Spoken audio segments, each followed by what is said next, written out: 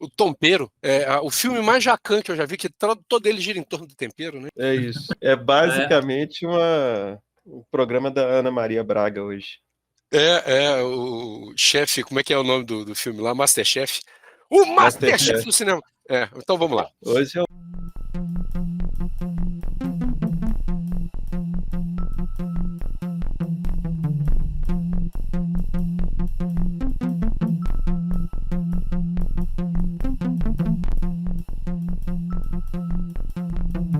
Bem-vindos, senhoras e senhores e outros, para mais um programa da série A Série Dedique... não, é o programa Fricção Científica, mais um dos nossos sensacionais programas daquela plataforma que é quase o Netflix.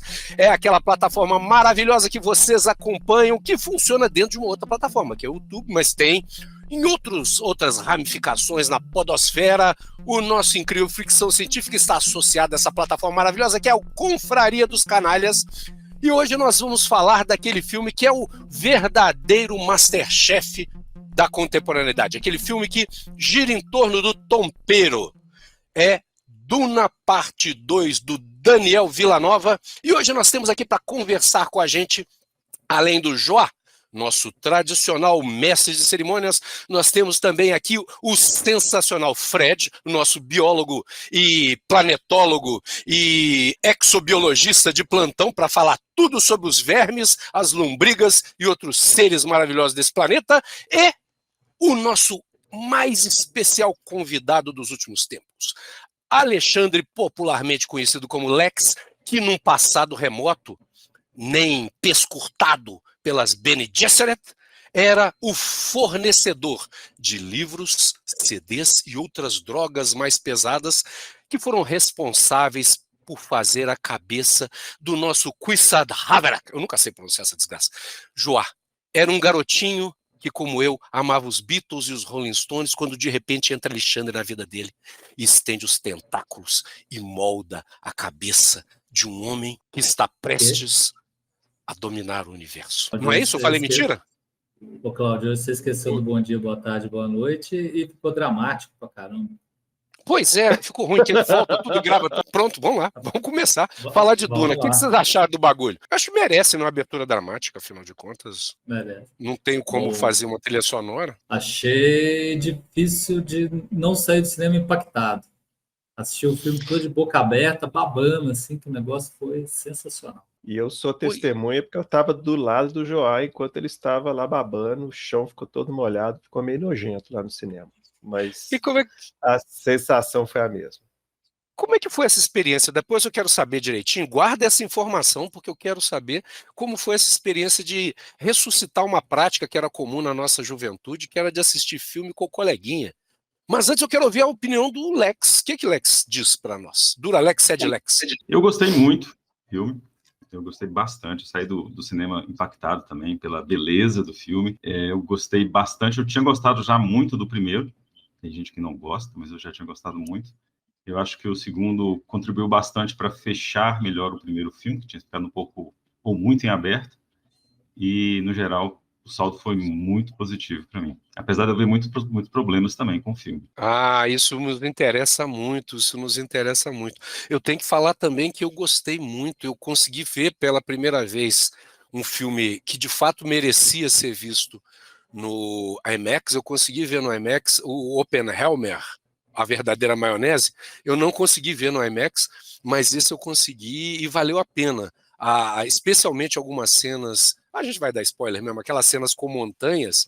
No IMAX tem uma sensação de profundidade de altura que é maravilhosa, né? E o som muito bom, eu me senti muito envolvido com o filme. E foi interessante que eu estava do lado de uma amiga que não conhecia a história, ela tentou evitar todos os spoilers possíveis, e aí eu pude acompanhar da perspectiva de mim mesmo, né, que era uma pessoa que já conhecia a história, e ver uma pessoa que estava sendo apresentada aquele mundo novo ali, e era muito divertido. Às vezes eu ficava olhando para ver a reação dela do meu lado, vendo as coisas acontecendo na tela. Pegando esse gancho, eu acho que uma das sensações mais legais que eu já tive em cinema, e nessa vez em Duna não, mas em outros filmes assim que eu já sabia, né, a história, por ter lido o livro, coisa assim, e alguém do lado descobriu uma coisa que no livro, assim, é impactante, e a pessoa, assim, nossa, sabe, tem aquela sensação no cinema, e eu morrer de inveja. Pô, eu queria não saber, né, disso de antemão para ter essa mesma sensação aqui também. É a sensação de ver alguém torcendo sabe aqueles filmes de mocinho da sessão da tarde, que coisas, experiências hoje poucas vezes sentidas pelas pessoas, porque não tem mais esse impacto, as coisas são muito mais digeríveis. Há muito tempo eu não vi alguém fazendo isso, eu achei muito divertido. Mas me conta, como é que foi a experiência de revisitar essa experiência jovem, a experiência 2 vezes, né, 3 vezes agora, esse fenômeno da juventude de assistir um filme com um colega? Velho, eu tava com saudade da catarse das piadas em conjunto, assim, que foi divertido, saca? Tem a parte que o Faed Hawat tá lá, toda vez que ele viu o Poor Trades, ele dava aquela olhada assim, né? A galera começava aí, tipo, rolou um romance aí, né? É uma troca de olhares. A galera, nossa, quanto mais o cara era mal, mais o cara mordia o beiço, né? A galera rachava o bico, né? Cinema, todo mundo junto, achando graça. Isso é sua mente poluída. Não foi só eu, não. Foi muita gente na minha sessão. Curiosamente, eu vi no IMAX também, e tava bem cheio, tinha muitas galeras, assim, mas foi bastante silencioso, assim, o pessoal ficou absorto no filme, não teve um pio, um outro murmúrio aqui e ali, mas não teve nenhum tipo de reação maior, ou mesmo de risadas, ou coisas assim. Achei peculiar isso. Não que o filme seja emocionante, né? Aquele ponto de o pessoal gritar, nem nada disso, mas foi bastante silencioso. Pois é, eu percebi isso também, o pessoal estava muito concentrado. Tinha um moço que estava do meu lado e eu estava mais embaixo, que estava muito cheio realmente, eu só consegui ingresso mais na parte da frente, que estava do meu lado, ele foi se inclinando para frente e foi entrando na minha frente até um ponto que ele estava fazendo parte do filme, eu tinha que desviar dele. Aí eu comecei a ficar do lado dele, a minha cabeça ficou emparelhada, tipo cavalo correndo, nariz contra nariz, assim, aí ele desconfiou que ele estava me tampando e chegou para trás. Mas foi o único momento, assim, que eu percebi o pessoal em torno me incomodando, entre aspas, né, as pessoas, mas foi um incômodo por estar envolvido, eu achei interessante. E o filme ele tem uma coisa plástica, na estética do deserto, muito bem representada, que me lembrou muito. A gente, eu não sei se vocês tiveram essa impressão também, mas o Lawrence da Arábia, né, que é uma inspiração para o livro, mas né, o filme ele bebe muito toda aquela sequência do deserto. Ela é muito a construção, né, tanto visual quanto do ritmo da campanha do Lawrence. Claro que bem condensado, o filme do Lawrence é gigantesco, né, mas eu achei muito bacana, achei muito legal. O lance é que Lawrence da Arábia, como qualquer filme que tenha duna, principalmente batalha em dunas de areia, ele é uma referência que fez de fugir, né?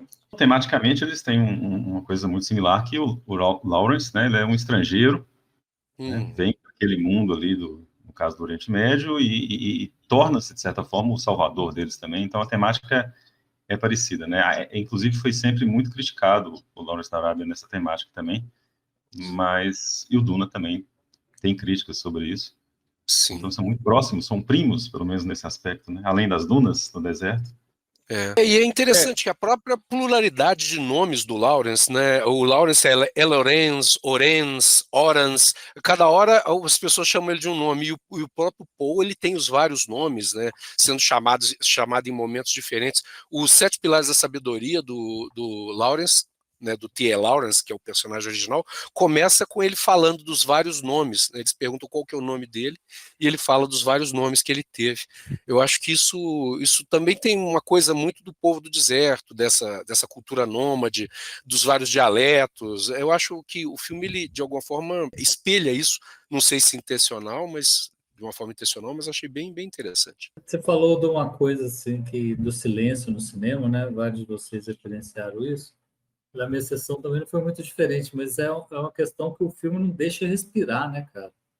É uma sequência de ação atrás da outra, mesmo as sequências que são mais de diálogo, ele consegue te prender de uma forma, assim, exemplar. Lá no cinema, né, que tava eu e o Joá, assim, do meu lado tinha uma menina, uma moça com um pacotão de pipoca, aquelas coisas que sempre é super barulhento no cinema, né? Inclusive, outro dia eu fui com minha companheira pra gente assistir o Menino e a Garça e tava ficando irritante, assim, a gente escutava mais o barulho da pipoca e do saquinho plástico do que do filme. Cara, isso mata. E, não, e é foda, porque o filme, assim, cheio de detalhes silenciosos, né, mas no caso do Duna, assim, teve hora que ela simplesmente parou de comer, sabe? Você sabe quando a pessoa não dá conta nem de comer mais, e não é aquela coisa assim, tô cheia, porque ela não fechou o saquinho, não. Ela simplesmente parou de colocar a pipoca na boca, cara. Ela não conseguia parar de olhar para a tela, não conseguia fazer mais nada além daquilo. Então foi realmente bacana, assim. E a gente foi numa tela razoável, né? Foi um cinema de shopping e tal. E ainda assim capturou muito quem estava no cinema. Foi realmente surpreendente não ouvir aquele tanto de barulho que normalmente eu escuto. E estava bem cheio, não é nem falar assim, tinha pouca gente. Então estava bem cheio. Pois é, isso mostra como é que um filme bem realizado pode resgatar essa experiência do cinema, né, do grande cinema, né, do Uhum. cinema de tela cheia. Claro que não podemos deixar de pensar que também que algumas pessoas podem ter ficado entediadas um pouco com o filme. Algumas críticas, pelo menos que eu vi, de algumas pessoas mesmo que eu conheço, algumas críticas na internet afora, comentaram um pouco disso e eu dou um pouco de valor a essas críticas, no sentido de que o Villeneuve tem, em alguns filmes dele, uma estética bem fria. Ele é um diretor que ele, pelo menos em alguns trabalhos, né, ele passa um tom quase monótono na estética dele, assim, eu tenho essa impressão. Eu tenho um bocado dessa impressão nos filmes do Duna, mesmo o Duna tão repleto de ação, ele tem esses, não diria só momentos, ele tem, é como se perpassasse todo o filme um tipo de estilo, uma mão do diretor ali, que você vai sentindo isso ao longo do filme todo. Então, algumas pessoas podem se sentir entediadas com isso, não gostarem disso, ou não estarem acostumadas com ver um filme que é tão conduzido, eu acho bem conduzido, mas é tão conduzido assim a um ponto de que isso pode irritar algumas pessoas. Eu vi isso, por exemplo, no outro filme do Villeneuve, o Arrival, né, A Chegada, e também muita gente reclamou, que eu acho que é um filme maravilhoso, e muita gente reclamou que era um filme muito tedioso, um filme onde não acontece nada, nele não tem filme, no Arrival não tem cenas de ação, nem nada disso, né, então mais fácil ainda as pessoas ficarem entediadas. Mas no Duna também eu vi essa reclamação. O dedo do Villeneuve é forte mesmo, o cinema dele é mais contemplativo, né? Eu até fiquei surpreso de como ele conseguiu fazer bem feito sequências de ação, que não é muito dos filmes dele ter sequência de ação como os dois Dunas têm, né? Principalmente esse último. O movimento acaba sendo na cabeça da gente, né? O Lex falou da chegada, e a chegada é muito isso, assim. Eu discordaria da pessoa que diz que não tem ação naquele filme. A ação é o tempo todo, ela acontece na cabeça das pessoas. Se você consegue fazer esse movimento de se projetar no personagem, nos personagens, a gente quase que ouve o barulho das engrenagens funcionando na cabeça das pessoas, né? O ranger das engrenagens. E isso é uma ação que é muito legal quando você se envolve com o filme, né? Agora, a maioria das pessoas ela está muito mal acostumada hoje, especialmente quem gosta de filme de herói, e nada contra, eu gosto. Eu sou zoado por algumas pessoas que não são desse círculo mais próximo, né? Que gosta de, como o João fala, de filme de hominho, né? Mas eu consigo, às vezes, fazer esse movimento que muita gente não consegue. E achar super legal, né? Eu passaria horas ali vendo, claro que não é a pegada no caso do Duna, né? Sei lá, alguma coisa sobre o treinamento dos Mentat ou alguma coisa sobre o treinamento das Bene Gesserit, eu ia achar fantástico, né? Entender como aquilo se dá, ou um documentário sobre a vida dos Fremen, né? Porque são coisas que do universo, primeiro que eu gosto, mas que é cheio de novidade, né? Por causa da forma como foi construído pelo diretor, e eu curtiria muito isso. Uma coisa me incomoda também, sabe? E assim, é uma perspectiva que eu tenho. Às vezes eu vejo umas críticas, eu vejo umas falas, eu tenho vontade de virar para a pessoa e falar, meu filho, você tem noção de qual filme que você está assistindo? Porque se você for assistir Duna, achando que você vai ver, sei lá, as Marvels, e tudo bem, né, que é uma péssima comparação, porque as pessoas falaram mal também, mas assim, se você está achando que você vai assistir uma ficção científica em outro planeta, de gente soltando raio laser uns nos outros, você está no filme errado. Lê ao menos a sinopse do filme antes de você entrar no cinema. Então, eu acho que às vezes as pessoas criticam uma coisa sem ter noção do que elas estão criticando, sabe? Porque, nossa senhora, falar que o primeiro Duna, eu até concordo, né? Que ele é um filme mais lento e tudo. O segundo Duna, ok, o meio do filme é mais lento, eu também concordo com isso. Agora, achar que Duna 2 não tem ação, gente, só aquela cena dos vermes no final, só aquilo ali é ação para o filme inteiro. Então, assim, é esse o questionamento, às vezes, que eu faço, sabe? Exatamente o que as pessoas esperam e como que as pessoas se decepcionam num filme, porque eu acho que elas estão esperando o filme errado, ou elas estão esperando o resultado errado daquele filme. Não sei se... Não acho assim, tinha que ler o livro. Não, não acho que tinha que ler o livro, não, porque, inclusive, eu vi o primeiro Duna, né, com Sting, e é muito pavoroso aquilo. E eu tinha uma culpa, né? Porque é considerado um filme cult. Eu escutava um monte de gente elogiar, não, mas aquele filme foi revolucionário. Isso. Tá, gente, mas é ruim. Vocês desculpam, o filme é ruim. E o final é horroroso, sabe? Chover em Duna, aquilo corta com toda a lógica, né, da história original. Vi a série, né, que saiu, que eu achei muito bem feita, assim, porque, né, eu achei muito fiel ao livro. Cara, os dois filmes, eu achei que o corte do primeiro para o segundo foi muito preciso. Eu acho que justamente assim, né? O primeiro meio que te prepara mesmo para o segundo e te faz um corte no momento assim. O cara te dá um bait gigantesco, né? Como que acontece? Aí passa o cara surfando num verme na frente do povo e fala, pô, isso aí é legal, isso aí eu gostei. Aquilo já te joga para o segundo. Então, eu achei esse corte muito bacana.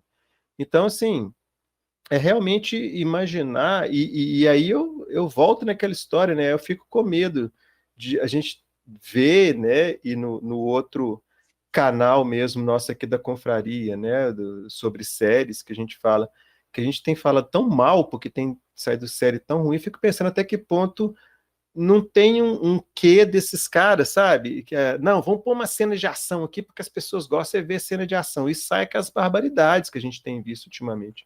Então eu fico até pensando até que ponto não são feedbacks assim que tem alimentado essa indústria de produzir filme e série merda que a gente tem visto ultimamente. Eu acho que isso faz todo sentido, porque o que a gente tem visto é justamente isso, né? Uma guerra de forças para tentar tornar as coisas mais ao agrado, ou do que eles imaginam que vai ser agrado do grande público, e acaba produzindo uma coisa tão estranha que nem quem gosta de ação consegue gostar, a não ser que a pessoa seja muito, muito, muito, muito, digamos, aberta, permeável àquilo, e nem quem gostaria de ver os seus personagens literários de quadrinhos bem representados, ou mesmo personagens novos, né?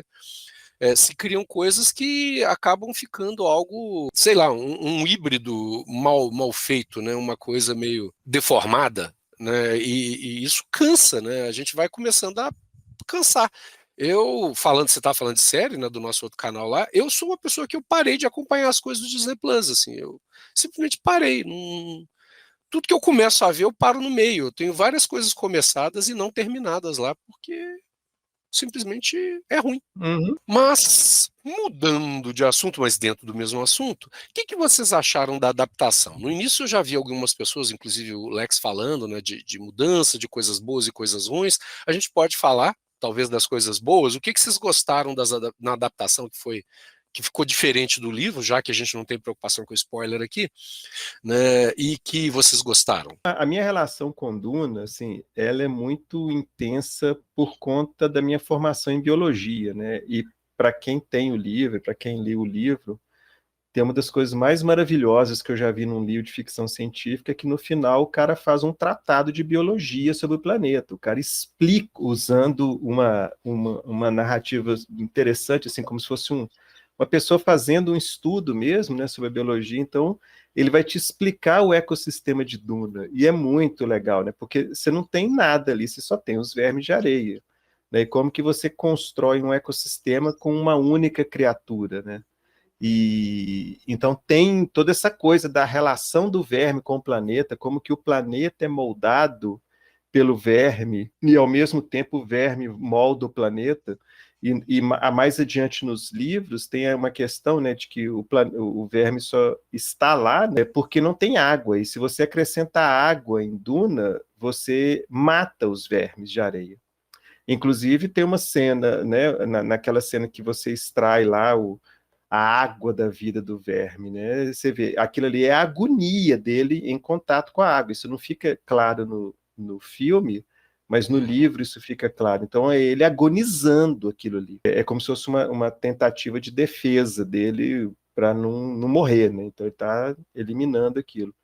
Então, assim, eu sempre pensei muito no Duna dessa forma, né? De uma visão mais meio ambientalista da coisa. Sendo que, na verdade, depois de um tempo, eu vi que eu estava entendendo Duna errado, né? E Duna é bem uma crítica àquilo que a gente acha o tempo inteiro que é o heroísmo no filme, que é justamente o messianismo. E eu acho que nesse ponto, assim, tem muito tempo que eu li o livro, eu não lembro de detalhes, só da ideia principal e uma coisa ou outra. Eu não lembro de nada assim muito fora do livro, a não ser o verme, né, que não é uma minhoca pequenininha, né? Os filhotes do verme inclusive, são explorados nos outros livros, eles são como se fossem meio achatados. É uma coisa diferente, assim, não é simplesmente uma versão miniatura do vermezão, igual aparece no livro. Mas talvez o ponto mais... sim, e a irmã do Paul, né, no final do livro, ela já tinha nascido, né? Então tem esse ponto também. Mas talvez o ponto que mais separa, e eu achei que o filme usou isso como uma coisa bem didática para mostrar a visão do autor, e eu achei muito interessante, é o lance da Shani não ficar com ele, né? Porque no livro ela vira uma concubina dele. E no filme ela segue o caminho. Tipo, ela é a única que mantém a sua, vamos dizer assim, o seu pensamento original, né? Olha, ela o tempo inteiro está criticando o messianismo, ela vê o povo fazendo merda e fala, ó, eu não vou compactuar com isso, e vai seguir o caminho dela. Então, isso eu achei muito interessante no filme, porque meio que faz um contraponto e dá um alerta que, se você só lê o livro, a sensação que dá é não, o cara fez isso, mas ele estava pensando no bem maior, ele estava pensando em salvar as pessoas, mas ainda assim ele trai uma série de princípios e ele transforma aquele povo inteiro em massa de manobra para jogar para a guerra, para, né, garantir uma suposta visão que supostamente vai acontecer, porque ele vê futuros prováveis. Ele mesmo fala isso, né? Eu vi vários futuros possíveis e só uma saída para aquilo. Então, eu achei essa diferença bem bacana, porque te dá uma cutucada. Falou, ó, isso parece que é uma coisa legal, mas, na verdade, tem treta nessa história. Então, essa mudança eu achei bem didática, eu achei bem bacana, eu gostei dessa mudança. Cara, você falou umas coisas muito legais aqui que a gente pode retomar, acho que dá praticamente um roteiro para a nossa conversa. Mas você mencionou uma coisa que é interessante, que pode ter deixado quem está ouvindo, e quem vai nos ouvir, na realidade, confuso. Porque você fala que o ecossistema de Duna todo gira em torno do verme, e na realidade o verme é o ser vivo do planeta. Mas as pessoas veem no filme o Muad'Dib, o ratinho, né, com orelhas grandes que produz a própria água, né, que condensa a água, ele é um condensador de Star Wars, né, condensa água na orelha, e nós vimos também os passarinhos. Você pode falar um pouquinho sobre esses outros membros lá? São espécies exógenas? Então, na verdade, o ratinho não. Eu realmente não lembro de ter passarinho no livro. Eu estou na dúvida. Mas eu lembro que no filme eles viviam lá nas cavernas onde tinha água. Então, pode ser alguma coisa ali de um ecossistema dele. Eu realmente não lembro de pássaros. O rato, ele precisa de água. Então, ele dá o jeito dele de conseguir água. Ele no livro é fundamental, inclusive todo o lance, né? Aliás, tem essa diferença também, né? Que eu estava esquecendo de falar, porque no livro, o rato é a sombra que eles veem na lua, né? Lá no filme é uma constelação, e no livro, igual a gente tem essa mancha na nossa lua, né? Eles têm uma mancha que é São dessa Jorge? na lua dele. Que é São Jorge, que é dragão, que é um tanto de coisa, cada um vê uma coisa diferente. E no livro, a mancha da lua é o ratinho, é esse rato. Mas ele existe, ele tá lá. No filme do David Lynch, inclusive tem literalmente o Paul perguntando, né? Como se chama a sombra do rato na segunda lua? É bem marcante no filme. Eu tenho antes da gente continuar, eu tenho uma experiência interessante. Eu já contei no outro cast que a gente fez com o filme do Lynch, porque na época, eu não havia lido o livro e eu vi o filme ao contrário. Foi você, né, Fred, que falou que não gostou do filme. Eu adorei o filme, eu gravei ele em VHS e eu tinha gravado também o Lawrence da Arábia em VHS. Na época eu tinha um VHS moderníssimo com 3 cabeças, era quase uma quimera, era um leão, uma cabra e um dragão. E aí eu gravei e eu vi esse filme toda manhã. Eu estava me arrumando para o trabalho, eu ia vendo o filme até o final, depois punha outros filmes, o Highlander, alguns filmes que eu gostava, porque de manhã não tinha nada na TV e eu levava um tempo para me arrumar, fazer comida, essas coisas para mim. Então eu ia assistindo na sequência, ouvindo, igual aquelas velhinhas, né, que bota a televisão ligada e vai para a cozinha, né, ouvindo os diálogos, era dublado, né? Então eu sabia os diálogos na cabeça e eu cresci, digamos assim. Eu já era jovem, mas assim, eu amadureci ouvindo aquilo. Então, eu fui acompanhando as versões editadas do diretor, depois a versão que tem disponível no YouTube, que é um fã que editou várias versões, inclusive tem a terceira, que é realmente melhor. Então, eu gostava muito do filme, né? Então, eu fiquei o tempo todo fazendo essa comparação inevitável entre a série, que eu vi só uma vez cada um, eu tenho até em DVD, mas eu não cheguei a repetir, né, de ver de novo, o filme que eu vi muitas vezes, o filme do David Lynch, e a versão do Villeneuve. Então, e o livro, né? Então ficava as coisas mudando na minha cabeça, né, essa troca de papéis, tanto é que às vezes eu misturo coisa que está num lugar e que não está no outro. Isso é um problema, né, para fazer uma análise de um filme como esse. Essa questão de você ter tido tantas fontes de inspiração, ou não inspiração, né, de referências mesmo, do livro, de filme, série, a gente acaba confundindo.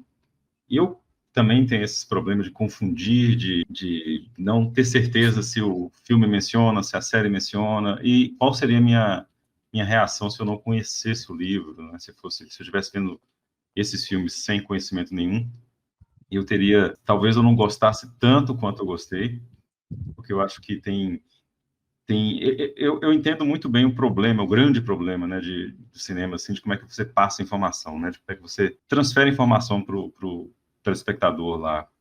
Se você falar demais, você simplesmente ficar ali explicando, falando, fica ridículo, fica chato, mas muitas vezes é necessário, então você tem que transmitir essa informação de um jeito ou de outro. Acho que uma das críticas comuns também da gente ver num filme mais denso como esse, e não é questão do Duna, não, qualquer coisa um pouquinho mais densa, o público realmente não está esperando aquilo, não gosta daquilo, eles ficam chiando de que não entenderam isso, não entenderam aquilo. Talvez seja um problema com o público, talvez seja um problema com a peça mesmo, com o filme, né? É difícil às vezes dizer. Mas acho que é uma crítica também válida para o Duna, porque tem coisas ali que são difíceis de passar, que são coisas diferentes. Uma questão, por exemplo, simplória quase, mas que para muita gente fica muito difícil de entender, são a questão dos escudos. Por que eles usam aqueles escudos e não usam armas? E por que eles usam armas de vez em quando e não usam o tempo inteiro? Tem hora que estão ali dando tiro, tem hora que eles não dão tiro. E isso não ficou bom no filme. Eu acho que isso realmente não ficou bom. Não fica bem. Apesar de ter momentos ali no primeiro filme que eles falam sobre isso, eles dão hints visuais no segundo filme também.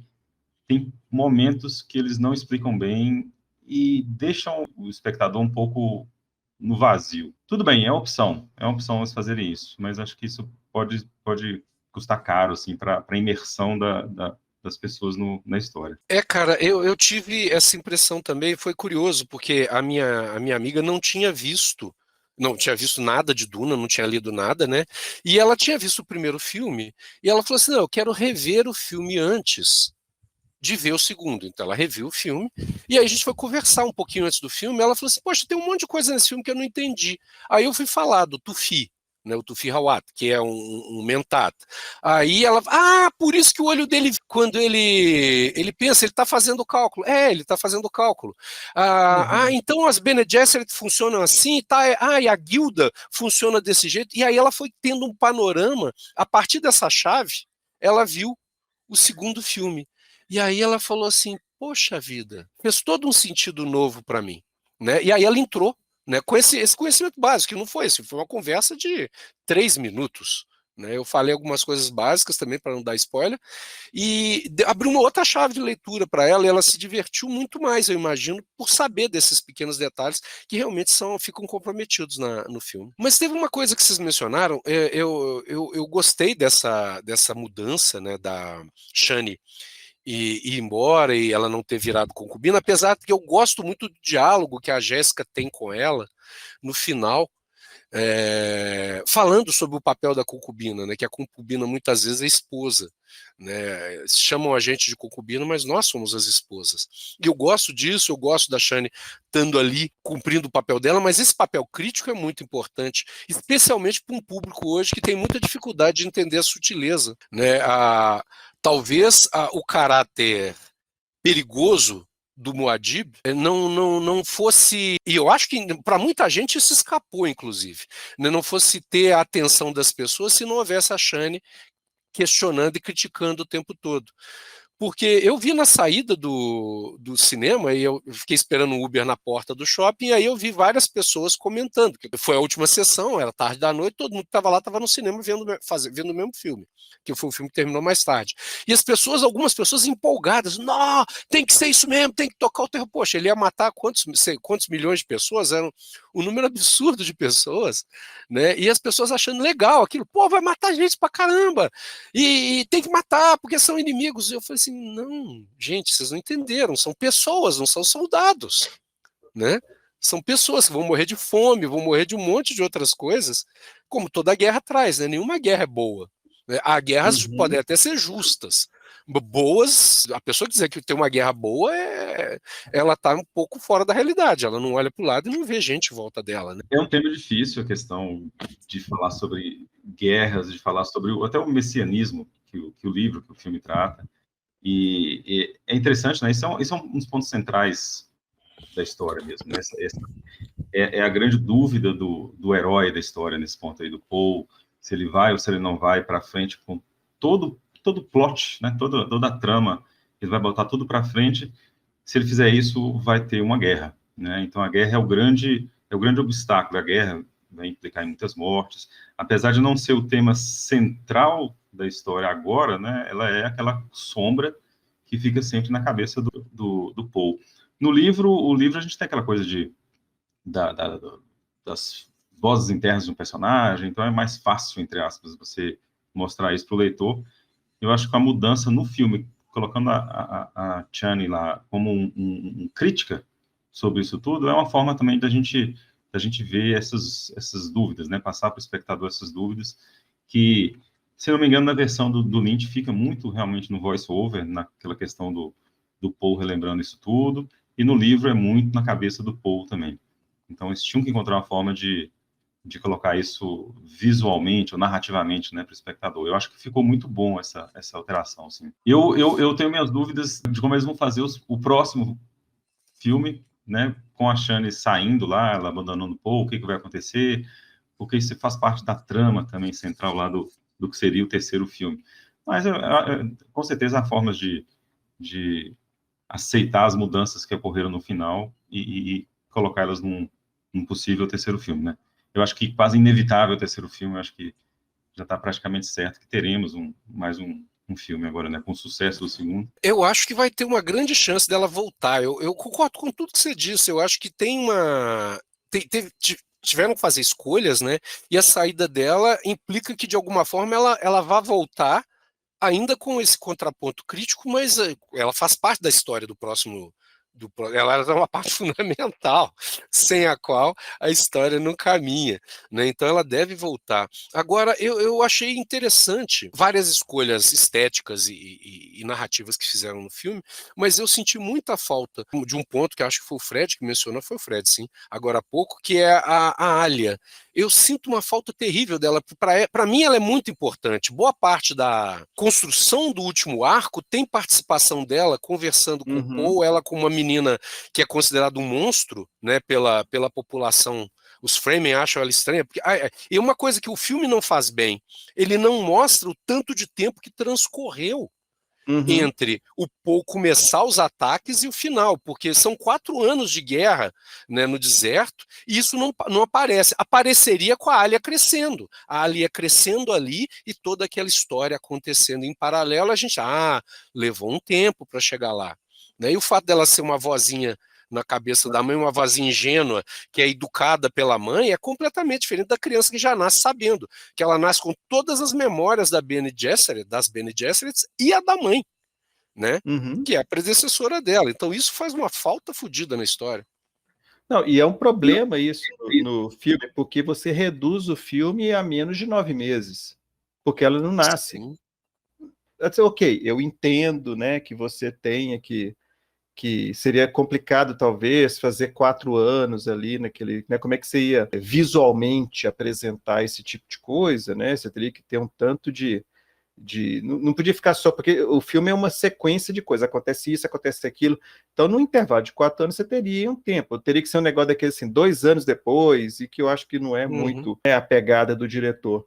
Mas isso acaba que dá uma comprimida e acontece. Quando você para pensar, acontece muita coisa em muito pouco tempo. E em relação, inclusive, à continuação, eu sinceramente, eu morro de medo das continuações de filmes assim, sabe? Posso até me surpreender, espero que eu me surpreenda, mas eu acho desnecessário, mas aquilo que o Lex falou, tudo indica que vai sair mesmo, inclusive por conta da filha lá do imperador, né, me fugiu o nome da atriz aqui, foi prometido a ela que ela teria um papel pequeno, ela, segundo o que eu estava lendo, ela só aceitou porque foi prometido a ela que ela teria um papel maior no terceiro filme, ela seria meio que teria um protagonismo grande no terceiro filme.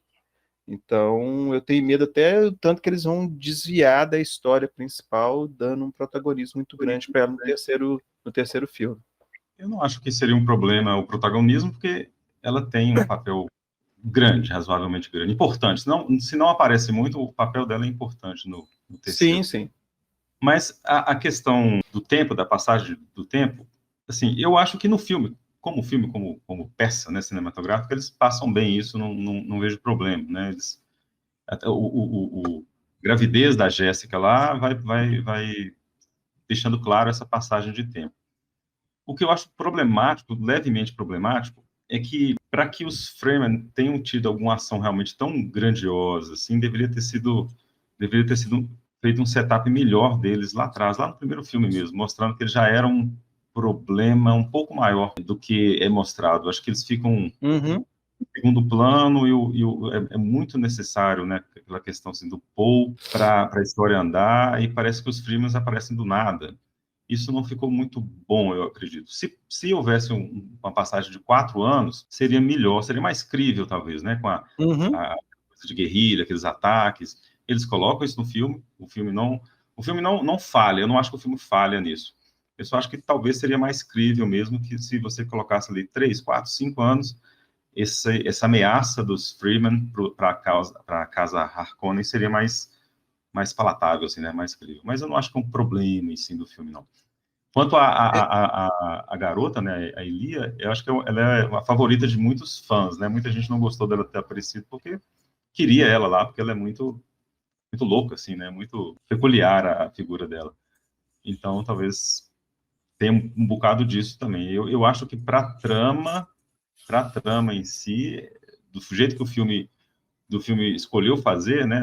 As alterações que eles fizeram, eu acho que funciona muito bem, porque eles dão um pouco mais não um pouco mais, mas talvez assim, um pouco mais de foco no Paul, sem tirar mais ainda do foco dele, né? Eles já optaram por tirar o foco dele em algumas partes. Eu não acho que foi uma adaptação ruim ter tirado ela do filme, não. Eu sinto falta dela em alguns momentos, Lex. Por exemplo, o Paul acaba sendo o agente da morte do Barão Harkonnen, enquanto seria a Alia que faria isso. E aí o Paul isso ressalta uma crueldade no Paul que pode ter um valor nessa versão, nessa narrativa, mas ao mesmo tempo que é muito diferente daquilo que é colocado no livro, onde o Paul ele vai se tornando um líder messiânico, mas não necessariamente o agente da vingança direta, né? É a irmã dele que se vinga.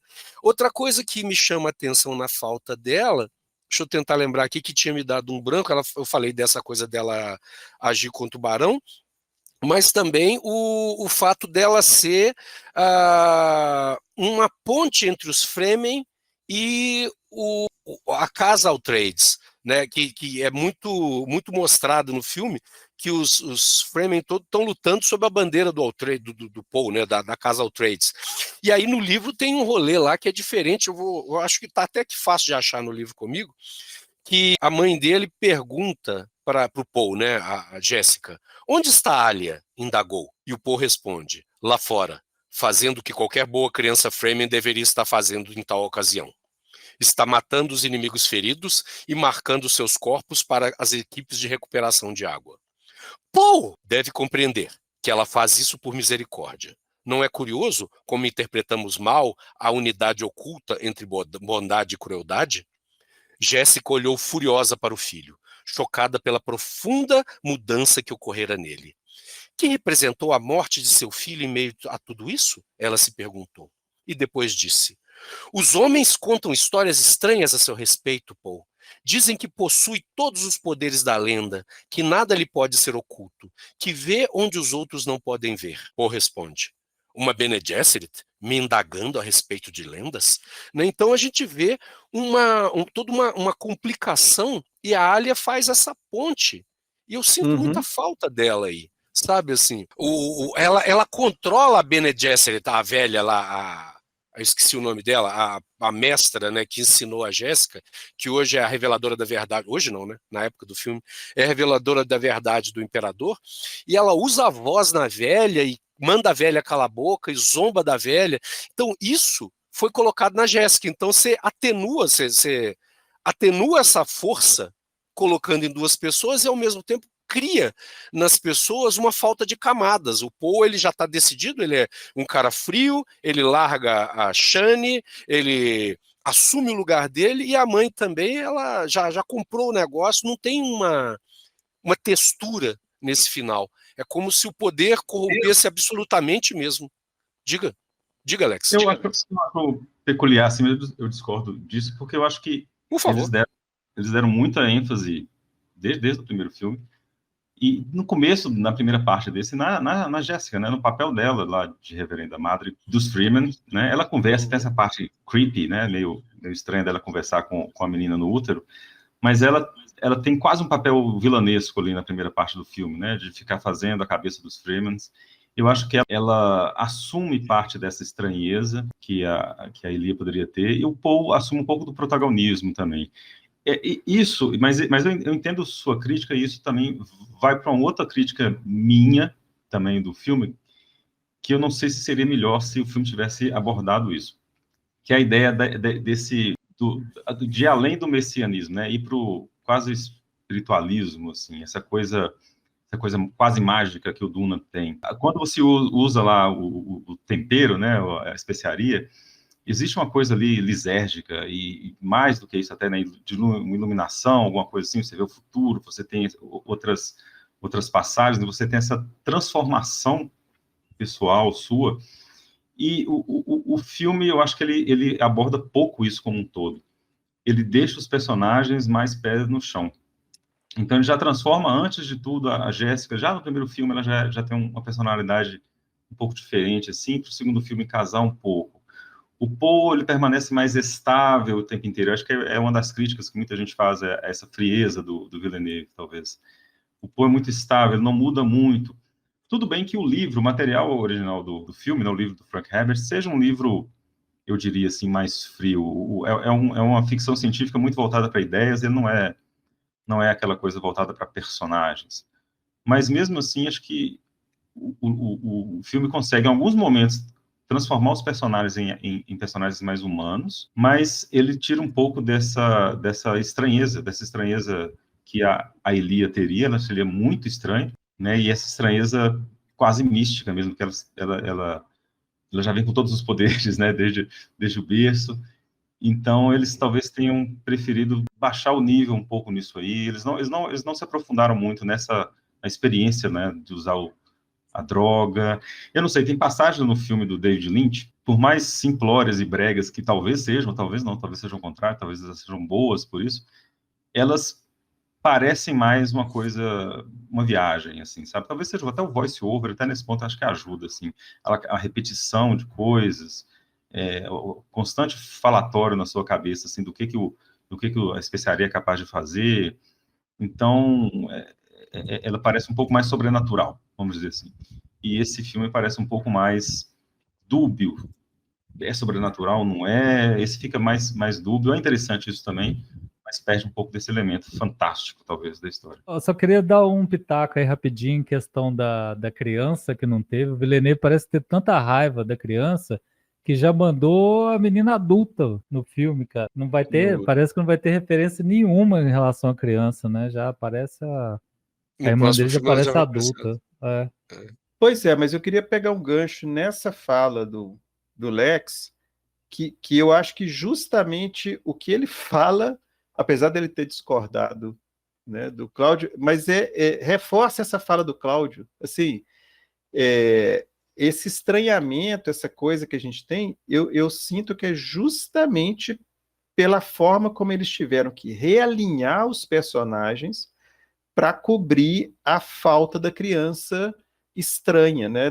Que ela é o elemento que, ao mesmo tempo que é estranho, mas isso que o trecho que o Cláudio leu, você vê, ela está agindo como uma criança Fremen, quer dizer, ela consegue entrar na cultura justamente porque ela é uma criança, ela está crescendo ali naquela cultura e ela representa essa ambiguidade, ela está crescendo numa cultura, mas ao mesmo tempo ela tem toda uma outra cultura na cabeça dela.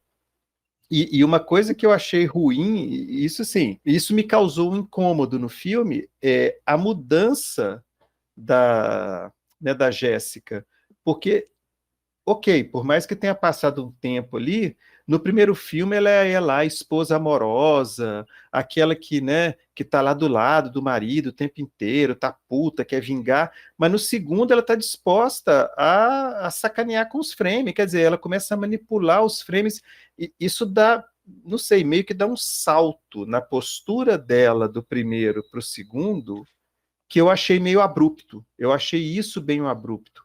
E o próprio Paul, né, também a sensação que o filme dá é que aquela hora que eles estão no deserto, ele resolve, né, tira de novo o anel da família, põe no dedo e como se fosse uma coisa. E isso é um processo de construção, inclusive no livro, ele é muito reticente até desse papel. Ele está o tempo inteiro angustiado com aquilo ali. E essa coisa dele simplesmente fazer essa virada de chave e ficar o tempo inteiro, eu te amo, sabe que eu vou te amar, mas eu vou te sacanear agora, né? Apesar de te amar. Eu achei forçado de novo, pelo curto espaço de tempo que ocorre. Não acho um demérito do filme, vamos colocar assim, quem não leu nenhum livro vai aceitar isso mais de boa, né? Isso pode ser um choro aqui meu por conta da riqueza que é esse processo no livro, e meio que uma coisa assim, podia ter sido mais legal essa passagem. Funciona relativamente bem no filme, mas eu senti essa falta, sabe, desse processo ser trabalhado de uma forma um pouco mais elaborada, assim. Não necessariamente que o filme tivesse que ser maior, nada disso, né? Mas uma justificativa seria essa evolução ao longo do tempo. Mas ok, funciona bem ali, né? Tem uma pegada legal. E só uma coisa que eu achei meio ruim é porque no filme a gente fica meio em dúvida, assim, a gente aceita, mas fica meio em dúvida. Será que ela realmente está conversando com a filha ou ela está ficando doida, né? Porque passa essa ideia também. Porque tem uns momentos do filme que eu fiquei assim, será que eles estão levando isso para um lado de ela está enlouquecendo e não tem nada a ver essa fala? Então, justamente porque como não tem a explicação que a gente tem no livro, isso passa essa ideia de que ela não está ouvindo a filha de jeito nenhum, ela está fazendo tudo aquilo da cabeça dela e pronto, acabou, sabe? Não sei, inclusive, se isso é de propósito, né? Se isso é colocado desse jeito no filme para gerar essa dúvida na cabeça da gente também. Cara, essa parte final da dúvida, né? Eu não sou capaz de opinar porque acho que a gente não tem como saber, né? Mas o que você fala dessa falta da loucura, né? Tanto da Alia quanto do Lex falou do tempero, né? Eu sempre chamo de tempero por causa da dublagem do Lynch, da especiaria, né? Do melange. Eu acho que é uma coisa que é muito, muito importante no livro e que fica muito atenuada no filme, né? O melange ele mexe com as percepções, então o próprio Paul tem dúvida do que é a visão dele clara, o que é o efeito do melange, o que é a profecia, que é uma fantasia que as Bene Gesserit plantaram, ou se de fato as Bene Gesserit intuíram uma coisa que de fato acontece. Isso tudo fica ambíguo, e acho que é muito parte da experiência do autor, que usou provavelmente cogumelos e outras substâncias, né, para poder se inspirar. Usou, pelo menos leu, eu não sei, eu não pesquisei ele cultivava cogumelos. Viu? É um cara, um agrônomo. É um agrônomo. É um agrônomo. É um agrônomo. Mas aí eu acho que isso é interessante. Eu acho que isso é interessante, né? O melange ele faz falta na narrativa mais intensamente. Inclusive a psicodelia do filme, o filme é muito esteticamente bonito, mas falta uma certa psicodelia no filme, e a Alia é sei lá, ela é a cerejinha do bolo disso, porque ela nasce nessa psicodelia constante. Ela é uma menina muito doida, assim, é como se uma criança, pensa numa criança de 4 anos tocando terror sob efeito de um bagulho muito forte. Essa é a Alia. É um gato dentro do apartamento, cheio de coisinha balançando, pendurada para ela brincar.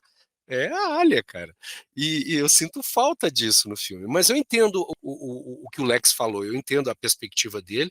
Eu acho que foi uma escolha do autor. Eu não sei se isso assusta o público. Eu não sei também se hoje, por exemplo, como no filme do Lynch, se a Alia tivesse um gonjabar, né, e cutucasse, ou uma faca e matasse o barão, como é que isso ia ser visto? Uma criança de 4 anos perpetrando um ato desse, ou uma criança doidona, porque a gente está vivendo um mundo que é careta pra caramba, né? Então, não estou dizendo que as crianças que estão ouvindo não usem drogas, droga é mal, droga é mala, droga é uma porcaria. Você vai ficar vendo picape parada, periquito brigando com laranja. Não veja, não faça isso. Droga é mal, droga é uma delícia.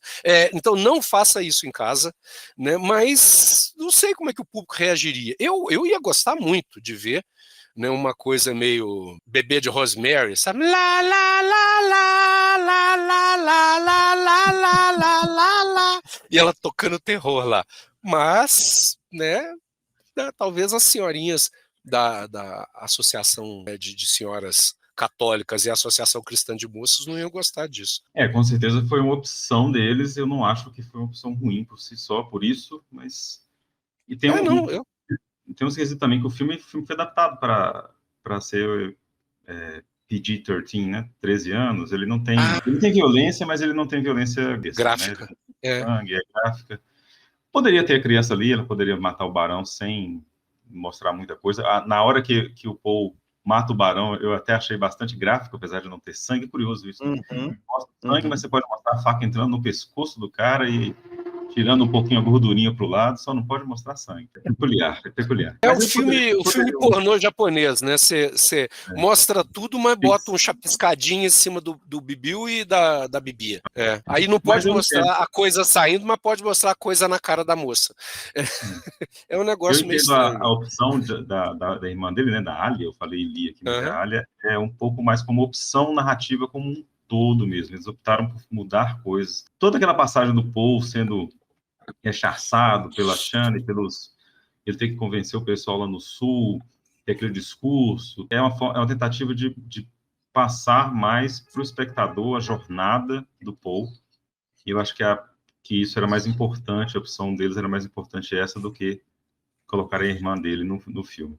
É só mais uma das coisas que eles tiveram que eleger, né? Eu sinto muito falta dos complôs políticos o tempo todo, assim, que nem no primeiro é vazio, no segundo tá assim, é en passant, mas Cara, eu sinto muito falta, que isso é muito bom no livro, né? A politicagem do livro é muito legal, como é que as coisas funcionam, como é que a trairagem rola, então eu sinto falta disso. Isso também eu senti muita falta, também é uma coisa que eles largaram mão realmente. O próprio personagem do Barão Harkonnen acho que é mal aproveitado como um todo, assim, ele aparece, ele é tenebroso, mas ele poderia ser mais político. No próprio filme do Lynch tem isso, né? Os planos dentro de planos, eles mencionam o tempo todo, e nesse filme não tem. É muito reto, né? Todo o world building, assim, da ideia medievalesca, né, do Dune, assim, das guildas, das outras casas, os próprios Freeman, né, isso não tem nem no filme do Lynch, mas tem lá no livro. Os próprios Freeman, eles não eram bobos, né? Eles subornavam uma das guildas lá para não ter imagem de satélite do local X. Eles deixavam aquele pessoal que estava roubando, os smugglers, né, atuar em determinados locais para prejudicar a casa Harkonnen. Tem toda a política deles também. Então, assim, tem muita coisa de política que poderia ter sido colocado um pouquinho mais no filme ali, pelo menos en passant, para você perceber que tem uma coisa a mais, né? Talvez até tenha isso no filme, mas eu não consegui pescar isso, porque eu acho que eu queria mais. Como eu já conheci a história, para mim isso ficou faltando muito, assim, né? Mas era mais uma preferência. Eu acho que vale como exercício, quem gosta desse assunto, né, de adaptação, lê o livro, aí depois você assiste os 2 filmes e depois você assiste a série da Sci-Fi, que ela tem um tempo muito maior, né, de tela, por ser uma série, e você vai ver como é que ela desenvolve melhor os detalhes do livro, que o filme não tem como acessar, né, por conta da questão de tempo e eu ser obrigado a fazer muitas escolhas que vão desagradar quem lê o livro, né? Mas eu acho que vale como exercício, assim, porque a série, ela é da Sci-Fi, né? Não tem aqueles efeitos, né? Aquela coisa maravilhosa do outro mundo, né? Mas, assim, em relação à trama, ele é muito boa a série, cara. Eu super recomendo. E ele vai fazer todos os livros, né? O Villeneuve vai ficar no 3º e acabou. Se você quer saber o que acontece depois, procura a série. E tem uma coisa interessante. Agora, uma dúvida, a série vai até só o 3º, 4º livro, né? Não? Ele termina com pode dar spoiler da história? Pode, com aquela pessoa virando aquela coisa naquele lugar. A série tem 30 anos também, a série é dos anos 90, né? Eu acho. Acho que é anos 2000, não? Foram 2 séries, né? O Duna e os Filhos de Duna. Foi só isso, né? Ou eu perdi alguma coisa? Eu tenho DVD, gente, que eu me lembre. Bom, só se teve outra série. Ela não vai tão para frente. Eu acho que ela fica só no primeiro livro, se for que eu não, vai além. Tem os Filhos de Duna termina. Pode falar? Eu vou falar, foda-se. O Paul perde os poderes, vai pro deserto e o filho dele vira uma minhoca gigante. Vira uma minhoca gigante, vira um homem minhoca. Não chega a ser isso no 4º livro, né? Agora eu tô na dúvida também. O 4º livro. Terceiro livro, perdão. Não, o Imperador... Não, ele começa a virar... Deus. Mas ele não passa... Não, a série não fala sobre o Imperador. Você não fala sobre o Golden, a época do Imperador, né? Os 1000 anos do Império, sobre o Leito Artrês, a série não para aí. A série para... A série não faz isso. A série para quando ele, teoricamente, vira a minhoca. A série conta a história do Paul. E do filho dele. A segunda série conta do filho dele. Então, tem a segunda série. Pois é, eu lembro da primeira. Essa segunda série eu não cheguei a ver, não. Os Filhos de Duna. Nós estamos igual a minha mãe. Ela parou antes da 3ª série. Eu acho que nós estamos um pouco mais. Nós estamos meio gaga já, não está lembrando mais. A gente esqueci de tudo. Mas eu recomendo a série mesmo assim, para poder ver os subtextos que o filme não tem, não explora. Eu também. Eu lembro que eu gostei bastante da série. Ela é uma série de TV, né? Então, sci-fi. Você imagina os recursos que eles tinham, né? Ela, pelo menos, foi honesta em ser um trabalho para fãs, né? Para mostrar aquilo, assim, para realmente adaptar. Foi bacana, assim, eu acho que ela merece uns aplausos. Não fiquei com medo das roupas, viu? Tem umas roupas muito estranhas. A roupa do Fade parece saída de uma história do Flash Gordon com uma alegoria de escola de samba atrás da cabeça, mas é bem legal. Uma coisa que eu fiquei de queixo caído com esse filme foi a arquitetura geral, assim, dos locais, né? Dos ambientes internos, externos. Eu gostei muito, assim. É muito frio, é muito retilíneo às vezes, mas eu achei muito, muito bacana.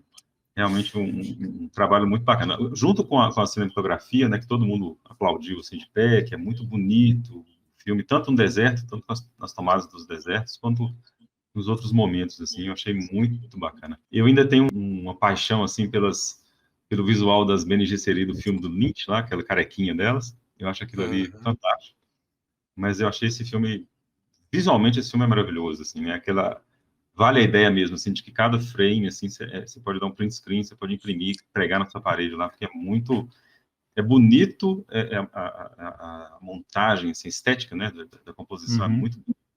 E as escolhas também são muito, para mim, pelo menos, são muito acertadas, assim.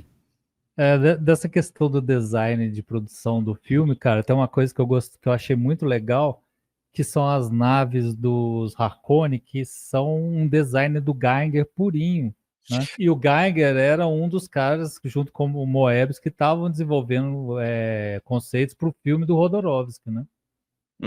Eu fiquei pensando se não é uma homenagem a ele, saca? Eu achei isso, cara. Eu tava falando, enquanto o Lex estava falando, eu falei, nossa, eu tenho que falar disso. Você tirou da minha boca. Eu acho que a Bíblia do Jodorowsky, né, do Duna do Jodorowsky, continua influenciando muito. Desde o primeiro filme, a gente nota nos Harkonnen a presença do Giger. É muito presente isso ali, tá muito, muito, muito, muito, muito presente, muito presente. E é muito legal ver isso, porque uma das coisas que ia ficar muito legal naquele filme que nunca aconteceu do Jodorowsky, para quem não sabe, gente, a gente fala sobre isso no outro cast que a gente tem sobre o Duna, que é o Alejandro Jodorowsky, de origem chilena, radicado no México, depois na França. Ele recebe a proposta de fazer o filme que ele quisesse e ele resolve fazer um filme sobre Duna. E ele tenta fazer junto um monte de artistas fantásticos, personagens incríveis. Depois assista o nosso outro cast lá que a gente menciona isso. Tem o documentário sobre esse filme que nunca foi feito na internet. E um dos caras que ele chama é o Giger, a H.R. Giger, que é o cara que fez todo o design do Alien. Né? Então, que bebe muito também do que ele havia pensado antes para o próprio Duna. Então, é muito presente isso. A gente vê. Desculpa, João, eu tomei sua fala, mas é que eu me empolgo muito com isso. Não, você só completou. Mas falando em estética, cara, tem uma coisa que eu fiquei chocado no filme. Isso eu falei assim, pô, Villeneuve é corajoso pra cacete, velho. O cara me mandou uma sequência de quase meia hora de filme preto e branco dentro de um blockbuster hollywoodiano. E é lindo. É do E é caramba, lindo velho. aquilo. Agora, tem que ter muito culhão pra fazer, viu? Porque se não fosse ele, ninguém tinha coragem de fazer, não, cara. Eu achei peculiar aquilo, eu achei um negócio bem interessante para os, vamos dizer assim, chatinhos até, né, os entendidos de cinema, aquela coisa assim que é diegético, né, o preto e branco nele ali é completamente dentro da ficção, na história, né, por causa do sol negro, então, aquilo ali eu achei muito legal, cara. Dentro da sombra, na sombra não, né, dentro dos ambientes é colorido, quando você vai chegando perto da luz do sol, vai ficando preto e branco, por causa desse sol estranho lá dos Harkonnens, achei uma brincadeira, assim, uma sacada muito legal, e aí você realmente cria uma cena, uma estética ali naquela cena daquela arena. Aquela arena é absurda, né? Ela é completamente exagerada. A arquitetura é linda, mas é exageradíssima, assim, é completamente mais do que irreal, né? Quase uma piada, assim, de tão absurdo que é, mas é muito bacana. As pessoas gritando, sabe? Fanáticos, você vê fanáticos, assim, parece que tá todo mundo fazendo um gesto nazista lá, assim, né? Ao mesmo tempo eles estão balançando como se fossem loucos de um culto, assim, é muito legal aquilo ali, todo mundo careca. A estética daquela sequência é fantástica. Isso é muito legal, né? Porque a gente vê coisas que remetem ao enquadramento grandioso, né? Aquela estética nazista que é meio futurista, meio art déco, é muito, sei lá, e ao mesmo tempo essa coisa gear, né? E ao mesmo tempo a gente vê também isso no Poe, né? Na medida que ele vai se tornando o Muad'Dib e vai se tornando a visão do Quisad Haderach, que a gente começa a ver o enquadramento mudando, né? Pegando ele sempre de baixo para cima, aquelas cenas grandiosas, que é muito o que se usa lá a Dona Rosenthal lá no Olímpia e no Triunfo da Vontade, né? Os filmes que imortalizaram no cinema a estética nazista, a gente vê muito isso sendo usado, E, mais uma vez, a gente corre o risco do grande público empolgar com o rolê e falar assim, nossa, é isso mesmo. Eu não sei, eu tenho esse receio, sabe, de gente que não vai entender, né, que, sabe a galera lá que acha que o Homelander, o Capitão Pátria é legal, eu começo a ter sempre receio quando as coisas são muito bem feitas, assim, não que não devessem ser. Eu acho que o filme tem esse cuidado de mostrar como essas coisas são perigosas, mas elas são muito fascinantes, né? Muito bonito de ver esteticamente a forma como ela se equilibra, essa ideia que o Lex falou, né? O Fade pequenininho lá na arena, né? E aquele gigantismo todo, isso é muito, muito impressionante. Vocês acham que o Austin Butler, a gente está falando do Fade, ficou melhor que o Sting? Pô, sacanagem. Ele canta, né, cara? Ele já canta. Já. Isso lá é pergunta que se faz. Não, e tem uma curiosidade disso, né? Ele encontrou com o Sting, não sei se vocês viram essa notícia. E o Sting ofereceu aquela sunguinha dele que ele usa no filme pro Austin Butler. Cara, eu adoro o Sting, eu sou muito suspeito. Eu achei que ficou muito legal, mas eu sou muito fã. Ao contrário que as pessoas não gostam, eu gosto do Sting no filme.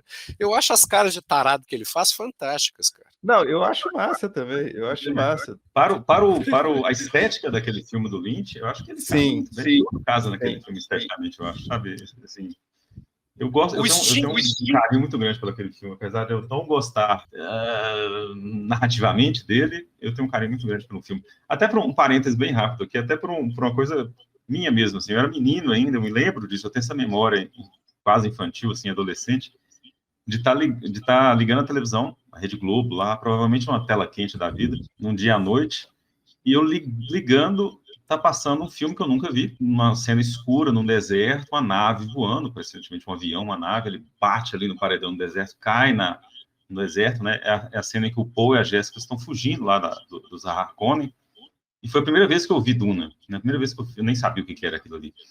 Então eu vi o resto do filme, um pedaço do filme, eu não me lembro se eu vi o filme todo. Então a minha primeira experiência com Duna foi de menino, sem entender do que era e ver só metade, né? Então isso ficou marcado, engraçado. Nessa cena eu me lembro bem, primeiro frame do Duna que eu vi, assim, eu tenho até hoje guardado. Eu vou emendar uma frase que você diz, cada frame desse filme mereceria ser impressa e colocada na parede. Tava demorando. O meu trocadilho, eu encontrei o trocadilho. Eu tava esperando quem que ia fazer o trocadilho, eu falei, eu vou ficar quieto. Mas isso é muito legal, né? Essas lembranças afetivas, elas marcam a gente e trazem junto o passado no presente. Para mim, desde que eu vi o Sting, né, fazendo o Fade na minha cabeça, ficou gravado o sorriso, e ele com o punhal na mão e aquele cabelo, né? Depois, quando eu fui ler o Constantine, o Hellblazer, e a referência, sempre que eu imagino o Sting como o Constantine, porque dizem os autores que foi a inspiração, eu vejo ele com a cara do Sting no filme, né? É a cara do Fade que eu vejo fazendo coisa. Não, olha que coisa perfeita. Imagina o Constantino com aquela cara, com aquele cabelo, talvez um pouco mais louro. Ia ser espetacular, ia ser o melhor Constantino, o melhor John Constantino de todos os tempos. Uma coisa peculiar que vem aí da feitura do filme, né? O fato do Villeneuve ter feito Duna, para mim foi peculiar. O Villeneuve a gente já sabe já há algum tempo que ele é fã de ficção científica, isso é bem legal, né? Ele inclusive gostava muito do Duna quando ele era menino, ele já tinha feito um storyboard quando ele tinha lá uns 15 anos de idade, quando ele queria ser diretor de cinema. E ele fez um filme que eu já mencionei aqui, A Chegada, né, Arrival, que é um filme que eu acho maravilhoso. E quando eu vi esse filme, curioso, porque eu pensei, poxa, esse cara podia fazer o Duna. Porque o Arrival tem uma coisa lá que é exatamente a presciência do Paul. Né? No filme lá, sem dar muito spoiler, mas já dando spoiler, você tem também essa ideia de que a personagem principal lá, ela consegue ver o futuro de uma forma, né? Ela consegue ver coisas em diferentes momentos do tempo ali. E eu acho que aquilo ficou tão bem feito ali no Arrival. No Arrival, claro que aquilo ali é o ponto central da trama, né? Então, dá mais destaque naquilo. Mas quando eu vi aquilo, eu pensei, poxa, isso é o Duna, né? Pelo menos um pedaço do Duna. É uma das várias camadas que o Duna tem ali, essa camada da presciência, do uso do tempero lá especificamente, da especiaria. E foi muito legal ver depois, né, que o Villeneuve ia fazer o Duna, eu falei assim, ó, vai ser top, né? Porque dava para ver que ele tinha a mão assim para fazer, para adaptar uma coisa tão densa quanto o Duna. E mesmo que a gente fale aqui, né, que muita coisa ficou de fora, a adaptação é sempre muito difícil, eu acho que assim, nota 15, sabe, a adaptação dele, porque pegar uma coisa densa e você conseguir converter para um filme, né, onde você passa muito mais coisas em alguns aspectos com o filme, mas muito menos coisas também em outros aspectos. Eu acho que uma adaptação, assim, mesmo que o que ficou de fora, os filmes são excelentes. Qualquer fã tinha que dar graças a Deus, assim, que foi feito por esse time, pelo Villeneuve, porque em outras situações a gente poderia ter coisas bem piores. Né? Eu fiquei pensando aqui enquanto você falava, já que a gente estava falando de psicodelia, que faltou psicodelia, né? Uma história alternativa. O Arif. Se Taika Waititi tivesse feito Duna. Jesus. Ia ser uma comédia. Eu tenho uma opinião também peculiar que muita gente não gostaria de ouvir, eu acho assim. Eu acho que se o Jodorowsky tivesse feito o Duna dele, poderia ser um grande desserviço ao Duna. Eu tenho certeza. Muito bacana. Mas eu eu acho não que duvido. Estragar mesmo, assim, o que é o Duna, sabe? Em prol de outras coisas. Mas, não sei. Eu concordo com você. Eu acho que o filme não ter acontecido resultou em coisas muito mais interessantes, né? Resultou no Incal, resultou na saga dos Metabarões, resultou numa série de outras coisas que não teriam surgido se não fosse o Duna, pelo menos da forma como apareceram, e ao mesmo tempo ia descaracterizar o Duna tanto que talvez ninguém fosse filmar o Duna como ele ia filmar, ou sei lá, né? Ele ia seguir um outro rumo. Mas eu acho que ainda bem que ele não fez. Apesar de eu gostar muito da inspiração dele, ainda bem que ele não fez. Ia ser uma outra coisa, né, cara? No Duna eu acho difícil de ser. Uma outra coisa eu acredito que ele conseguisse fazer. E que não ficasse ruim, tá? Você podia chamar de outro nome, né? Sabe, assim. Porque é muito doido. O pouco que eu vi daquilo, puta merda. Podia se chamar-se um filme que devia ser Duna, patrocinado por John Lennon, e com Salvador Dalí no meio do filme. Cara, vocês viram o documentário, mudando abrindo outro parênteses, o documentário sobre o filme, a concepção do filme? Eu acho aquele documentário maravilhoso, e eu acho extremamente empolgante a forma como ele conduz as pessoas para dentro da maluquice dele. Eu acho que aquele filme é uma aula de como você motivar pessoas para projetos malucos. Eu acho que se a gente fizesse um pouco mais disso na nossa vida, a gente conseguia realizar coisas que coach nenhum faria. Cara, Diga. É que negócio, depois que você faz um filme igual A Montanha Sagrada, que todo mundo venera, é muito fácil você chegar pros outros e falar, vamos fazer uma doideira comigo? Todo mundo quer fazer um filme com o Jodorowsky. Qualquer ator, mais ou menos a bom, se falasse, o Jodorowsky vai ter uma grana para fazer um filme pirata, vai querer. É igual um Terence Malick também, assim, guardando as devidas proporções. Todo mundo quer trabalhar com ele, mas os filmes dele é tudo as loucuras dele, cara, sabe? Mas ainda tem um monte de gente que quer trabalhar com ele. É verdade. E falando ainda do Jodorowsky, né, e dessa piração, o Montanha Sagrada merecia, inclusive, um cast a respeito, porque ele não quebra só a quarta parede, ele quebra a quinta parede, né? Porque depois que ele quebrou a quarta parede, ainda tem uma outra parede quebrada. Não sei, né, quem viu o documentário se esperou o final, né, depois que acaba, que quebra a quarta parede, aí tem não é uma cena pós-crédito, porque é dentro do próprio filme, mas tem uma outra quebra, que é muito legal. Eu vou falar que um dos maiores elogios que eu já recebi na vida foi um amigo inglês que me mandou um link da Montanha Sagrada e falou, assiste isso, que é igual aos seus filmes. Eu falei, pô. Maravilha. Porra. Mas, obviamente que não chega nem perto, né? Mas foi um elogio que eu achei sensacional, cara. Olha, para não perder o trocadilho, ele mandou para você um David Lynch. Que também é outro doidão. Depois dessa acaba. Depois dessa acaba. Acaba, por favor. Tem que fechar com ele. Eu paro de gravar coisa, não gravo mais nada com o Cláudio depois dessa. Mas é um outro doidão, eu acho. A gente tem que fazer um festival de cinema. Um festival dos filmes do Joá, e a gente bota como, né, abertura o Montanha Sagrada do Jodorowsky. Jodorowsky abre um festival Não, de faz- cinema com seus filmes. Faz comigo não. Eu chego nem aos pés. Caramba, muito legal. Gente, bacana demais. Alguém quer acrescentar alguma coisa final para a gente fechar o vídeo e o vídeo não, o cast, né? Alguém queria acrescentar alguma coisa, comentar alguma coisa que deixou passar e que acha que vale a pena colocar? Talvez que o futuro possa ser legal, mas também sombrio, né? Que a gente vai ter uma série de TV também, baseada no Doom, aí a Warner, acho que é a Warner, né? Vai querer sugar todos os dólarzinhos da franquia, vai virar uma franquia, então não duvido nada do que eles possam fazer no futuro. Só que a série é um prequel, né? Ela é antes de Duna. Isso, é um perigo, mas nada impede que eles façam outras séries, que eles Sim. transformem os outros livros em séries.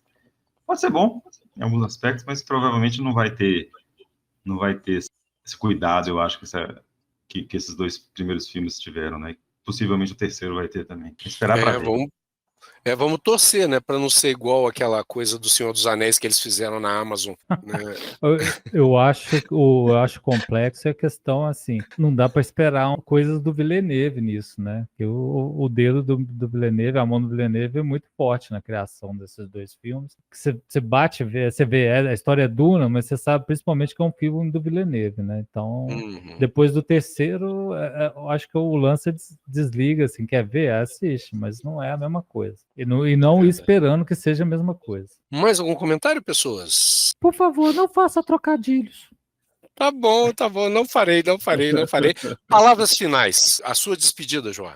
Busque conhecimento. Suas palavras finais, Fred. Não, é massa. Eu acho que Duna, assim, enche os olhos, é daqueles filmes que realmente a experiência de ver no cinema provavelmente vai ser diferente da experiência de ver numa tela menor. Tem as questões, eu acho que nada que a gente falou é um demérito para o filme, acho que são mudanças, né, da série, são mudanças da série não, do livro, e são mudanças interessantes, mas é um filmão. Eu acho que vale a pena pela estética, vale a pena pela forma como eles contaram, um resgate da ideia original, né, do Frank Herbert.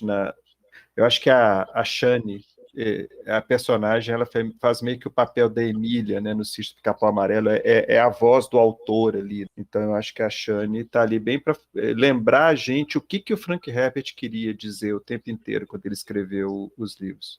Então eu acho que é um filmão e todo mundo deveria assistir, sim. Palavras finais, Lex, você é nosso convidado de honra. Como eu disse, eu gostei muito dos filmes, gostei muito do primeiro também. Eu acho que eles se juntam bem, né? Teve gente que não gostou do primeiro, achou muito paradão, mas acho que como introdução para o segundo fica muito bom. Então a gente pode encher a cara um pouquinho lá de algumas especiarias e ver os 2 numa tarde, assim, vai ser muito legal.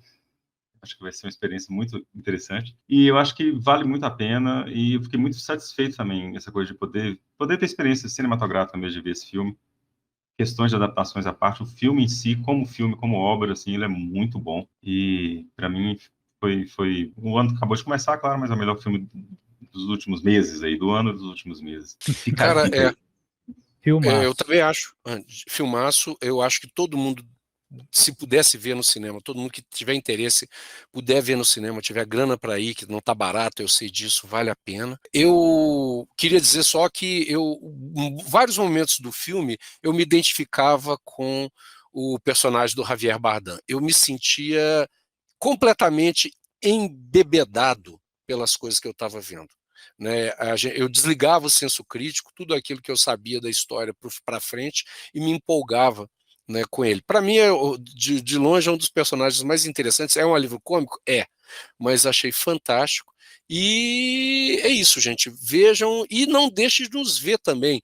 Você que está nos ouvindo, nos siga nos melhores tocadores de podcast. No YouTube, assine a gente lá para você não perder nenhum lançamento. Se você puder dar um joinha, né? Se você não gostou, dá um joinha para baixo, não tem problema não, que isso aumenta a visão, né? E mande para os seus inimigos o filme, quem sabe eles vão dar um joinha para cima ou para baixo e a gente aumenta a visibilidade do nosso cast. Obrigado, gente, por vocês estarem aqui, foi muito gostoso estar com vocês. Então, tchau. Beijo para vocês, gente, obrigado por vocês terem vindo. Alex, prazerão te conhecer.